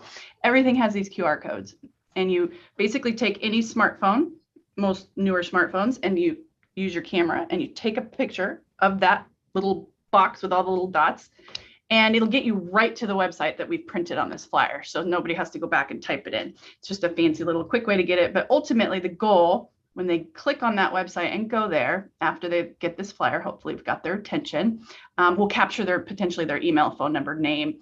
And when you get to that website, there's a tool, and right there on the spot, they could look up and see if they fall in the AB617 boundary. We are going to send an email tonight or here shortly, probably from Steph or one of us, that has this flyer. So you guys can all have it and share it if you need to and want to, and the weekend event flyer for Tune In, Tune Up, just as a reference for information, and it has the URL in it too. I'm done. Okay, Thank you. Back to other subcommittees. And I'm going to be just presenting a quick update on some of our other subcommittees that we still have kind of in the works. And so I'm just going to share my screen here. And you all just saw where this is located, but we'll go ahead and return to this page. This is our subcommittee page. And just up here at the top, you can click Summary of Subcommittee Next Steps. And this table, just for new folks, I'm just going to orient you to kind of what you're seeing here. This table will show kind of the different subcommittees that we have and the people on the CSC that volunteered to co-lead these subcommittees, along with just kind of upcoming meetings, recent actions in the subcommittee, and then also district and CARB, or California Air Resources Board, our state air agency leads, and then a column just for other considerations. And so tonight we did hear from our tree subcommittee, indoor air, EV mechanic training, and outreach. So I'll actually just kind of touch on some of the subcommittees that we didn't hear about yet. And these are kind of the ones that are up and coming. And so we have our heavy duty truck subcommittee that Ed and Nate are co-leading. And so we are working with the co-leads on scheduling the first meeting, and we do anticipate the first meeting to happen sometime in March. And then we also have our harmful algal bloom subcommittee, and Spencer, Fern, and Mariah Ludi from Restore the Delta are the co-leads of that subcommittee. And we did meet with the HABs. There's a working group regarding HABs that we kind of did an initial meeting to kind of hear some kind of ground truthing information, and we'll plan to, Spencer's been in touch about scheduling the first HAB subcommittee, and we do anticipate that also to happen in March. Next, also our regulatory and enforcement subcommittee. Debbie is our wonderful co-lead on that. I know Ed, and then also it sounds like Mary Elizabeth kind of are getting involved here. And we are working with the co-leads to schedule that first meeting, and we do anticipate this subcommittee to be a quarterly subcommittee, and anticipate the first meeting to be around April. And then kind of further down the line for school measures, and then also for infrastructure, so bike lanes, we are anticipating to have these kind of first meetings kick off in the third quarter. Does anyone have any questions about this? I'd like to let this is Margot again, all the new people who are new to these meetings know that we get notices for the subcommittees. So while people kind of chose which subcommittees they would really like to work on, we all get notices, and we're all welcome at these committee meetings.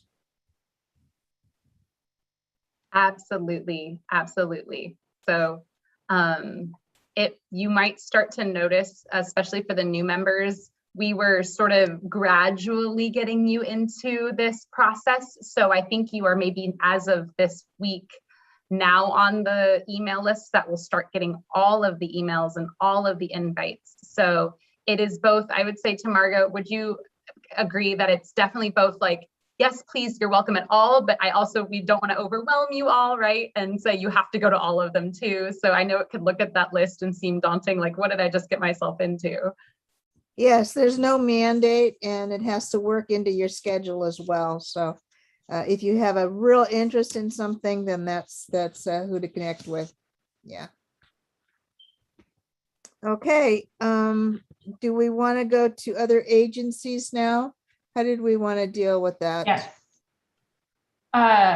Wanted to make some space first for CARB, and then if the Port of Stockton is present, we'll hear from them next. Hi, good evening. Scott Wall with the California Air Resources Board again. I actually just wanted to point out an upcoming meeting that is related to the AB617 process, or the Community Air Protection Program. Just for those of you that are newer to the process, the California Air Resources Board is the agency that's kind of responsible for implementing the Community Air Protection Program statewide and creating some tools and general program oversight.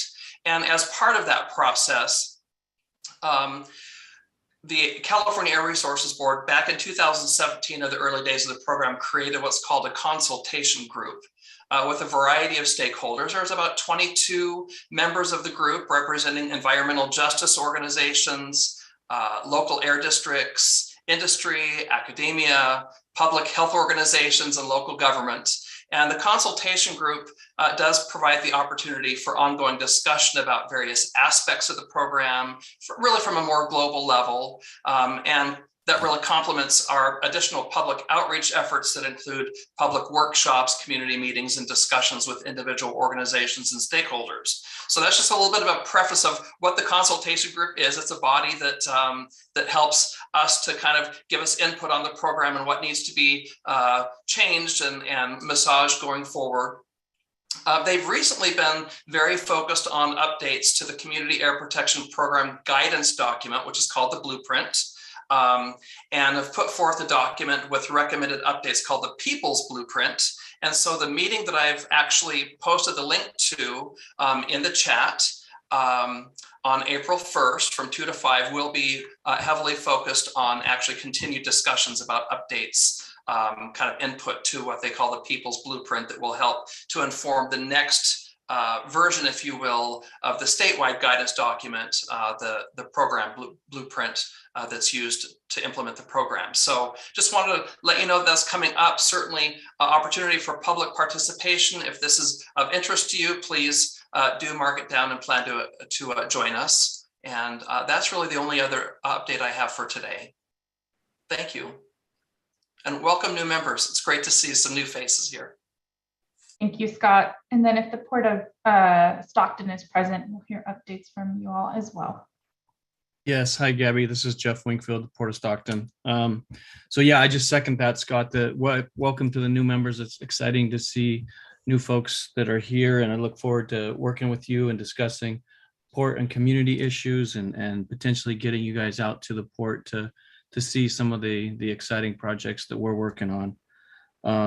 You know, the ports, I've been with the port for 15 years. Just a little bit about my background is I grew up in Southern California in San Bernardino and grew up in the 70s there when the pollution down there was some of the worst in the country. And I would come home from riding my bike at night just with my lungs aching. And so I definitely have a passion and know the importance of making sure that we do everything we can to reduce our emissions. And so the port is dedicated to that, and I'm excited to, since my involvement in this group, we've developed a port outreach committee that meets on the third week of every month.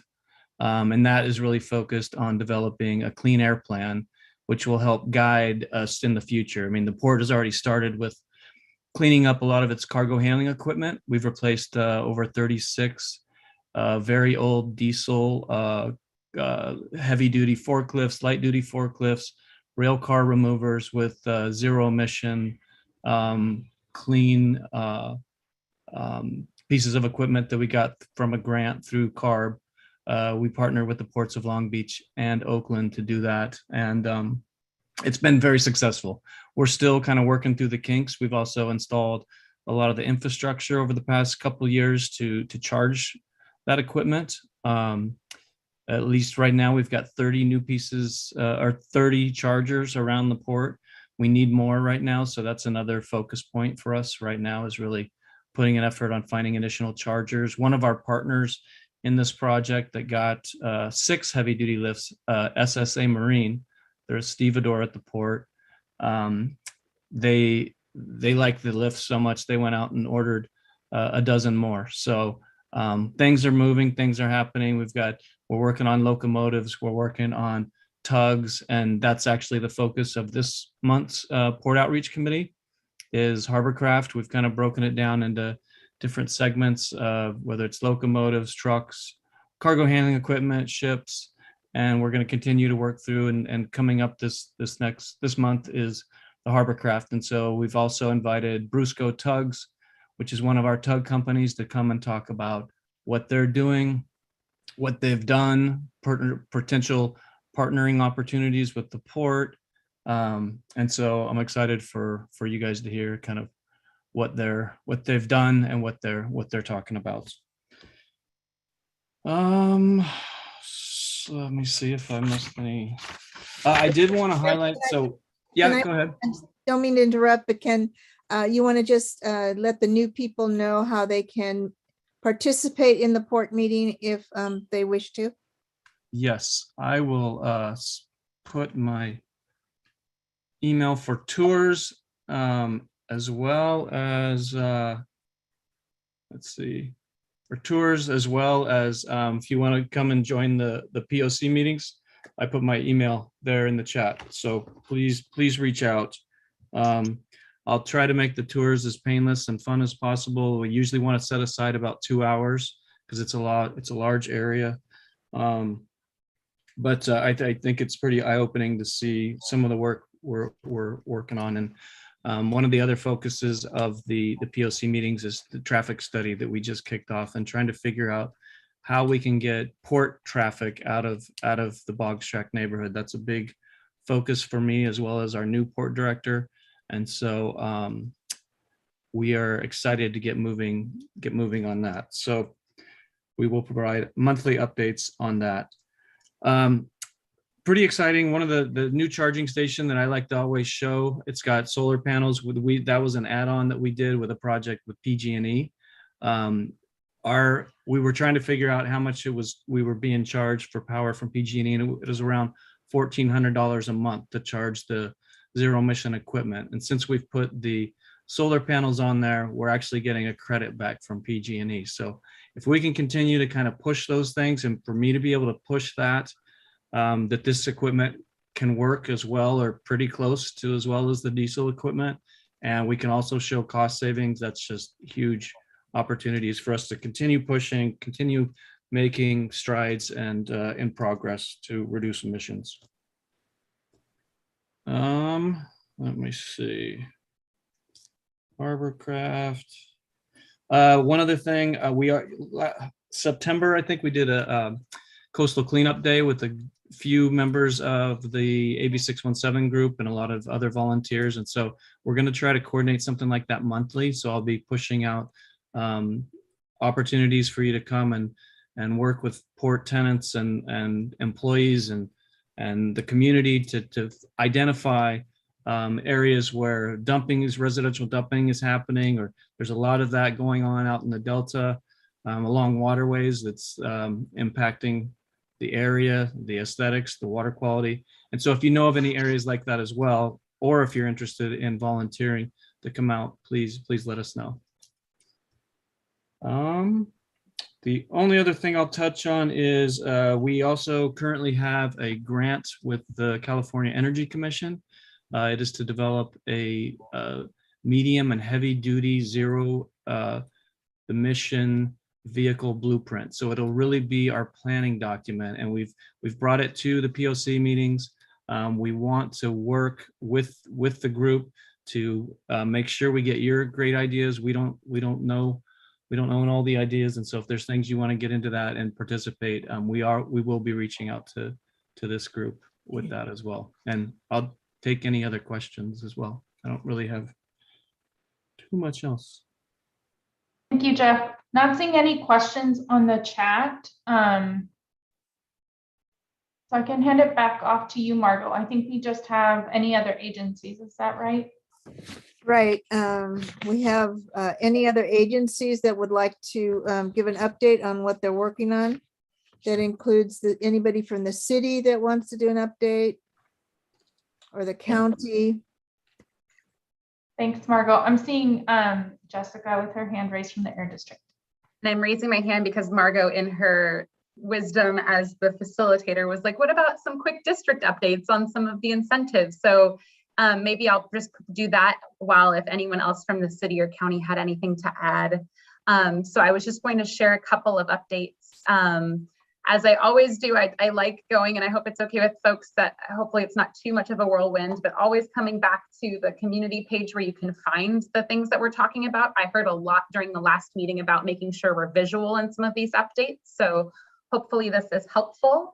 My main updates for you are about grants and opportunities. So we did get approval, and we did send out a note to everyone, but we wanted to verbalize. We did get that project plan that we talked about earlier for trees. We had already gone through that process for a couple of different other items. And one was the residential wood burning emissions reduction projects. So that is replacing old wood burning devices with either electric heat pumps or natural gas devices for an increased incentive. So it's a program that already exists in your area, but just for AB617 boundary, we've updated these guidelines to include this increased incentives. So that's 2,500 plus 500 for a total of $3,000. And we added the words AB617 Stockton community. So it seems like a small little ad, but that's a really big difference to folks. So that flyer that Heather mentioned, this is all kind of coming together, right? The flyer Heather mentioned and the outreach Jonathan mentioned, it all comes back to the fact that we do have this launched and it's ready to go. This section, grant applications and project plans, has the guidelines as well as the link for you to actually apply. So this is the really important, like, this is it. This is how you get that application process going. So please, I will, again, just as always, I know it's a lot of information and it was certainly sent out earlier with the email, but just as another reminder, if someone can drop in the chat, this is how you apply. This is where you can fill it all out. It is all digital. And of course, as always, you can call us if you or other folks maybe have trouble or don't have the technology to fill this out. But it's a lot more streamlined than our old process, which was filling out an actual paper application. And if you are a part of our outreach event at the Tune In Tune Up event this Saturday, folks will be there from our outreach team to help point people to this page and get folks involved. We really, it's one of our first incentives opportunities for residents that we've gotten kicked off. So we really want people to start taking advantage. So that was my update. And people can let their neighbors know, they can let everybody know in their area. This is really important. What about were you going to talk about the incentives for the charging stations? I sure can. So I'll share my screen one more time just to right below that. Similarly, the Charge Up is what it's called because it's just the way our program is branded, but it's an electric vehicle charging incentive program. And that similarly, we have an application here, as well as the guidelines. We went over this briefly at the end of our last meeting, but this is just, we kind of took some notes and wanted to make sure that it was all located in one page. But this would fund the purchase and installation of publicly accessible level 2 or level 3, which is the super fast chargers, charging stations specifically aimed within the Stockton AB617 boundary. So that is also up here as well. So this is something that can be installed if you work at or know folks, we already heard today, know folks who work at community centers or other locations where there's and where there could be an interest to install these accessible chargers. With this incentives funding, you are encouraged to apply or share with those contacts. Cities, counties, a lot of folks that are our agency partners can also take advantage. Again, installation within the boundary is the goal, or really the requirement. That is this funding. Thanks for the update, Jess. It looks like we have one comment from Douglas. Yeah, can you go back to I couldn't see, can you zoom in the voucher? What is it? You said there's a trigger line, the presentation that you gave. Can you go to the next one, please? I was clear. Is this about wood burning or about charging? I think it was charging. You were talking about charging and you had a voucher and you applied. Oh, yes, the application, the voucher application. So yes, this is that application that would be, again, these are not for chargers at your home, but rather for chargers at like publicly available locations. So you can see these are all the kind of requirements that are important to know before this is filled out. But for example, Douglas, I know you work with the County of Ed office or County Office of Education. And so folks like that would be like an example of maybe an entity that could apply.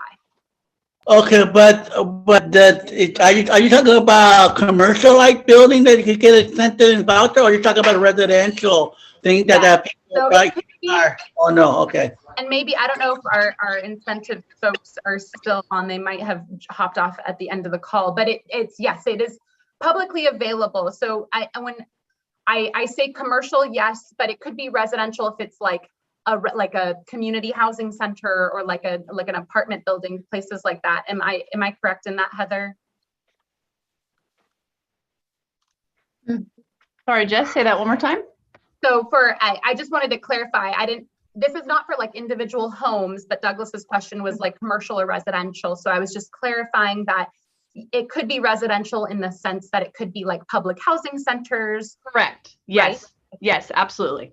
That's that hopefully is what we will expand into and look into further as we push through this. But right, it's got to be a professional place, correct? Or, you know, a public place. Public place. Okay, so in other words, that are you going to be able to talk to the city or the county to add it to their map of new apartment or whatever that when it comes to development, start adding that feature as they grow? There's going to be a need for electric car in the future. So if that could be work on with the city planning commission and say, okay, if you're going to do an apartment, I would like to add this feature for the public. You know what I mean? I see. Yeah, essentially depending on who applies and who gets these, but certainly in the future, as development projects go, and maybe this could be a topic for a future meeting, that is kind of in addition to this is an incentive program. But as they do planning and development, certainly I do believe that's often one of their what's called like a mitigation measure would be to like offer electric charging infrastructure. So I think that's your question. Thank you for addressing that. And I just want to make a note of the time and want to honor folks' time on here. We are just a little bit over, so I am going to move us along toward the wrap up, just so everyone gets a chance to go through the next steps. So one of the things that is not necessarily a part of the next steps, but something that did come up at the last agenda setting meeting is just the importance of these agency-wide updates or like city county updates. We want to make sure the community is aware of all the things that are happening in the Stockton community that could relate to the AB617 group. So this includes, you know, the subcommittee updates, industry updates, county government. So now that we have had sort of a process of this going on, would love to hear from folks probably at the next agenda setting meeting about how it's going in terms of the content being shared and then the frequency in which you would like to receive these updates. So just want to flag that as something for you all to think about. You know, we can really adjust how often you hear updates from agencies or subcommittees to make sure that it is the right amount of information. With that, I'm going to share some of the next steps. We don't have too many today, but for this meeting, just a couple quick, easy ones for the Air District, reaching out to some folks who expressed some interest in joining the regulatory committee. So that'll be happening. And then the Air District will also be connecting with Jonathan Pruitt, who seemed to have a connection with the executive director at the Taft Community Center. Then a couple other updates. Starting in April of 2022, the Air District is going to start providing quarterly air monitoring reports. So this will be more of an ongoing action item. And then finally, the Air District did share they would share some flyers about some upcoming events. So this includes the Tune In, Tune Up event, and then a general AB617 announcement flyer that you saw with a nice QR code. Also, a reminder about the upcoming meeting. So the agenda setting meeting will be happening next Thursday, March 10th, and then the CSC meeting will be happening next month, Wednesday, April 6th. And you'll see my colleague Jem stepping into the facilitator role at both of those meetings and supporting the facilitation of those. I also just want to thank those of you who volunteered in the chat to start signing up for supporting in the role of the co-host. We're really excited to connect with you and encourage those of you who maybe didn't get a chance to solidify whether or not you're interested to really think about it. Let us know at the agenda setting meetings. You can definitely sign up for future months or let us know at the next CSC meeting as well. We really look forward to collaborating with folks. I'm going to hand it off to Margot for some wrap-up comments and then maybe the Air District while I check to see if there are any public comments. My only comment is to thank you all for all the hard work you're putting into these committees. It's pretty impressive. Thank you. I agree. Hear, hear. Thank you all so much. And it is 7 o'clock. So. Yep, we're right on time. Well, thank you so much. Yeah, there are no public comments. We confirmed on the YouTube live. And I did just want to give a huge shout out to Margot for supporting as the community co-host for this month. She did an amazing job, and we are very thankful for her involvement and all the very thoughtful feedback she provided. Have a great night, everyone. Since we're still on the line, I'm just going to say our local League of Women Voters and Sierra Club are hosting an air quality forum for the public on March 12th. And we do have an air district person and a car person speaking. So we don't have our flyer ready. I will get that out to everybody. Thank you, Margot. Thanks, everyone. Have a good night. Good night, everyone. Thank you so much, Margot. Talk later. Yes. Good night, everyone. Night. Good night, all. Go all to your favorite dogs or cats is pretty much all I heard as well. Totally. I got a new service dog, so I'm excited. That's fabulous, Debbie. Do you have a new dog? Is that what you said? A new puppy. It's a puppy. Is it with you right now? It is. Come here. Look, he's sleeping. He's out. He's sat out. We've been working all day today, but yeah, he's got his head on his toy and he's out. Aww. But he's an Anatolian